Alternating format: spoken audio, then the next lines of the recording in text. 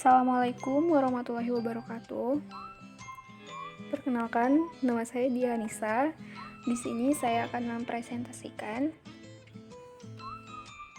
hasil kerja saya, yaitu tentang ekosistem terumbu karang. Definisi dari ekosistem terumbu karang yaitu merupakan ekosistem laut tropis yang terdapat di perairan dangkal yang jernih, hangat, memiliki kadar kalsium karbonat tinggi, dan komunitasnya didominasi berbagai jenis hewan karang keras. Lalu yang selanjutnya ada karakteristik ekosistem terumbu karang. Jadi karakteristik dari ekosistem terumbu karang itu terdapat cahaya dan kedalaman, arus dan aksi gelombang, sedimen dan substrat dasar, salinitas, serta suhu. Yang selanjutnya yaitu ada jenis terumbu karang, khususnya yang ada di Indonesia. Yang pertama dari suku Acroporidae, yaitu terdapat Acropora humilis.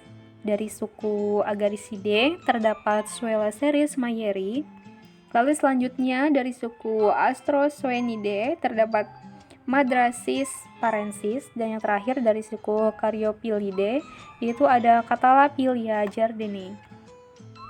Tipe-tipe terumbu karang, yang pertama itu ada karang tepi atau fringing reef, yaitu terumbu karang yang berkembang sepanjang dan dekat pantai, serta jangkauan tumbuhnya ke arah laut dengan jarak beberapa ratus meter.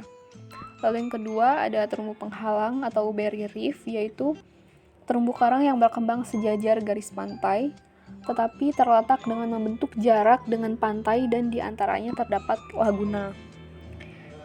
Tipe karang ini paling terkenal adalah Great Barrier Reef yang terdapat di pantai Queensland, Australia. Dan yang terakhir ada terumbu cincin atau atol, yaitu terumbu karang yang berbentuk cincin atau lingkaran yang mengelilingi batas dari pulau-pulau vulkanik yang tenggelam sehingga tidak terdapat perbatasan dengan daratan. Lalu yang selanjutnya, interaksi biota ekosistem terumbu karang. Jadi di dalam ekosistem terumbu karang itu terdapat interaksi biota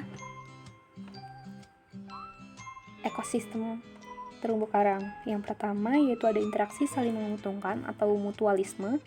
Itu contohnya pada Lynchia laevigata dan terumbu karang itu sendiri. Jadi si Lynchia laevigata atau bintang laut biru itu mendapat keuntungan dari terumbu karang karena Lynchia laevigata ini mendapatkan makanannya dari hewan-hewan yang hidup di sekitar terumbu karang. Lalu kalau terumbu karangnya itu sendiri mendapat keuntungan dari Lynchia laevigata dari cara makan Lynchia laevigata ini sehingga si Lynchia laevigata ini dapat menjernihkan laut sehingga memberi keuntungan bagi terumbu karang karena salah satu faktor pembatas kehidupan terumbu karang itu adalah kecerahan atau kekeruhan. Yang selanjutnya yaitu ada interaksi saling merugikan atau parasitisme, yaitu contohnya dari alga hijau atau chlorophyta dan terumbu karang. Jadi si alga hijau ini tumbuhnya di permukaan perairan. Jadi si alga hijau ini menutupi cahaya yang akan masuk ke dalam laut sehingga dengan banyaknya alga hijau ini membuat pertumbuhan terumbu karang itu sedikit terganggu.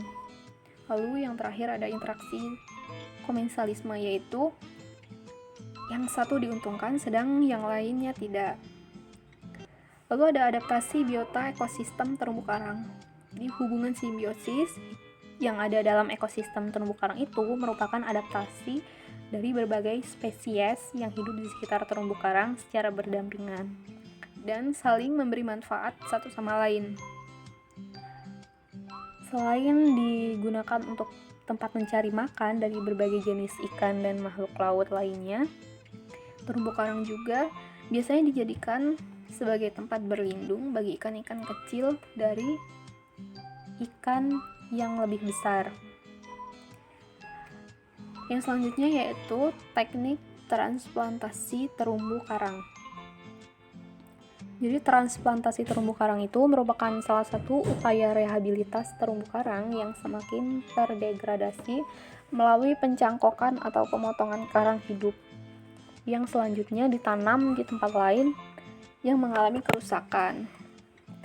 Jadi transplantasi terumbu karang itu memiliki beberapa tujuan. Yang pertama yaitu tujuannya pemulihan terumbu karang yang telah rusak, dan juga tujuan perdagangan karang hias. Jadi kalau tujuan perdagangan karang hias ini, transplantasi itu dilakukan dengan memindahkan potongan karang hias atau bibit yang biasanya diperdagangkan ke substrat yang telah dibuat. Nanti substratnya itu diletakkan di sekitar habitat terumbu karang alami. Nah, si terumbu karang alami itu nantinya akan menjadi induk karang hias yang akan diperdagangkan. Lalu selanjutnya ada mengevaluasi metode pemetaan terumbu karang. Jadi metode pemetaan terumbu karang itu ada beberapa. Yang pertama yaitu ada metode transek garis. Biasanya metode ini digunakan untuk menggambarkan struktur komunitas karang dengan melihat tutupan karang hidup, karang mati, bentuk substrat, alga, dan keberadaan biota lainnya. Yang kedua yaitu ada metode transek kuadrat yang biasanya digunakan untuk memantau komunitas makrobentos di suatu perairan. Lalu yang ketiga ada metode Mantatau yang bertujuan untuk mengamati perubahan secara menyeluruh pada komunitas bentik yang ada pada terumbu karang, termasuk kondisi terumbu karang itu sendiri. Dan yang terakhir ada metode transek sabuk, yaitu digunakan untuk menggambarkan kondisi populasi suatu jenis karang yang mempunyai ukuran relatif beragam atau mempunyai ukuran maksimum tertentu, misalnya karang dari genus Fungia. Sekian dan terima kasih. Wassalamualaikum warahmatullahi wabarakatuh.